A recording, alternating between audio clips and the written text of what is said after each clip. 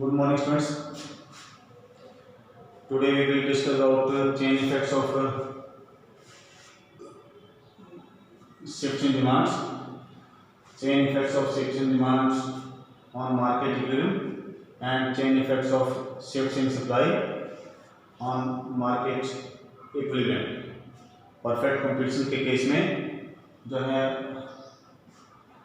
जब demand shift होती है और सप्लाई कांस्टेंट रहती है तो इक्विलिब्रियम प्राइसेस पे क्या इफेक्ट होता है?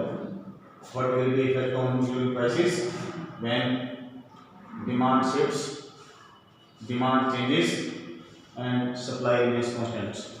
What will be effect on equilibrium price when supply changes and demand remains constant? Firstly, we will discuss about assumptions of perfect competition in case of market equilibrium. First case तो यही है, first assumption यही है। आपको पता है कि economics में कोई भी लॉ है वो assumption बेस्ड होता है। तो इसमें फर्स्ट assumption क्या है कि जो प्राइस और सप्लाई है, प्राइस और सप्लाई दोनों पॉजिटिवली एक दूसरे से कंसर्न है। प्राइस के अकॉर्डिंगली ही सप्लाई में कोई चेंज नहीं होगा। दूसरा क्या है कि price and supply, price and quantity demanded are negatively related.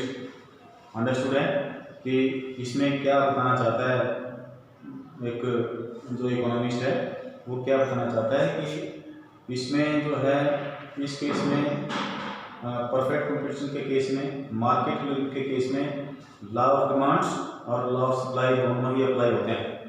इसमें दूसरा पॉइंट क्या कहा गया कि प्राइस और demand both are related negatively.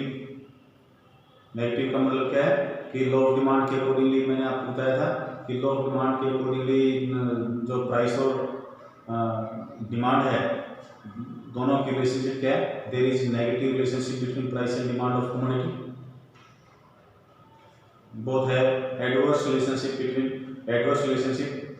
there is adverse relationship between price and demands, positive relationship between price and supply.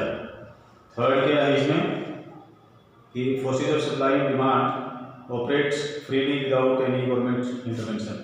इसमें जो है इसमें जो प्राइसेस फिक्स होते हैं मार्केट के दो फोर्सेस के बेसिस पे होते हैं, डिमांड एंड सप्लाई। डिमांड और सप्लाई दोनों जो है फ्रीली काम करते हैं। Prices will be determined on the basis of demand and supply, no intervention of government का कोई इंटरफियर नहीं।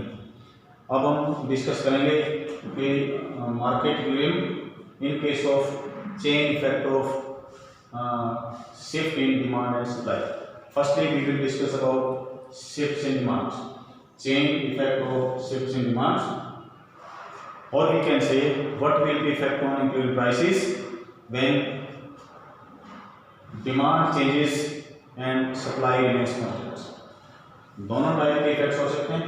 यहाँ पर आप देखिए कि when prices are OP, आप प्राइसेस OP प्राइसेस पे आप देखिए कि DD यानी डिमांड कर्व, DD जो डिमांड कर्व है ये इनिशियल डिमांड कर्व है, SS जो सप्लाई कर्व है ये इनिशियल सप्लाई कर्व।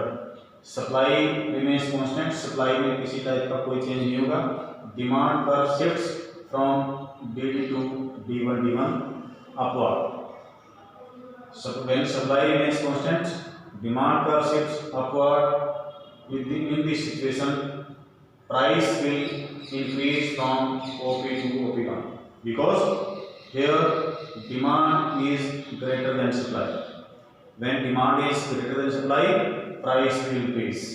क्वांटिटी जो है इक्विलिब्रियम क्वांटिटी इंक्रीज होगी OP से OP1 पे, और जो इक्विलिब्रियम प्राइस है, जो इक्विलिब्रियम प्राइस का पॉइंट है, इक्विलिब्रियम पॉइंट है वो भी जो है E से E1 पे शिफ्ट होगा। दूसरा केस क्या दे सकते हैं, ये तो जो है डिमांड पर अपवर्ड शिफ्ट है। जब जो है डिमांड पर अगर डाउनवर्ड शिफ्ट हो जाए, बैकवर्ड शिफ्ट हो जाए तो उस केस में जो है उस केस में क्या होगा? Supply remains constant. When supply remains constant demand पर शिफ्ट बैकवर्ड, तो उस केस में क्या हो सकता है कि अब आप देखिए कि initially demand curve is DD and supply curve is SS। ये आपका जो है इनिशियल ये है और जो है न्यू इक्विलिब्रियम पॉइंट ये है E1। अब आप देखेंगे कि सप्लाई कांस्टेंट है और डिमांड पर बैकवर्ड शिफ्ट हो गया है। इसका मतलब क्या है कि supply is greater than demand, supply is greater than demand. तो when supply is greater than demand what will be effect on equilibrium prices? Equilibrium prices आपके जो है चेंज होंगे, price will decrease from OP to OP1। तो equilibrium quantity है वो भी OQ से OP1 पे डिक्रीज होगी। ये तो था आपका जो है शिफ्ट इन डिमांड का केस। अब शिफ्ट इन सप्लाई का केस क्या हो सकता है? What will be effect on equilibrium prices when demand remains constant and supply changes. Supply change होती है तो आप देखिए DD इज इनिशियल डिमांड का विच रिमेन कांस्टेंट और सप्लाई जो है सप्लाई जब डाउनवर्ड शिफ्ट होती है, सप्लाई का जो डाउनवर्ड शिफ्ट होता है SS से S1 पे, तो इनिशियल प्राइसेस आपके OP हैं और उसके बाद सप्लाई जब डाउनवर्ड शिफ्ट हो गया है तो इट मीन्स सप्लाई इंक्रीज हो गई। आपको मैंने पहले बताया कि सप्लाई का जब डाउनवर्ड शिफ्ट होता है इट मीन्स सप्लाई आपकी इंक्रीज हो रही है। तो in this situation when demand is constant supply का shift downward, here supply is greater than demand. When supply is greater than demand, price will decrease from OP to OP1। आपकी जो quantity है quantity आपकी increase हो जाएगी OQ से OQ1 पे, ठीक है। उसके बाद जो है दूसरा केस क्या हो सकता है? When demand remains constant and supply curve shifts upward। ये ऊपर आ गया है, इसका मतलब सप्लाई कॉन्ट्रैक्ट हो रही है, सप्लाई डिक्रीज हो रही है, डिमांड कांस्टेंट है। Here in this situation demand is greater than supply.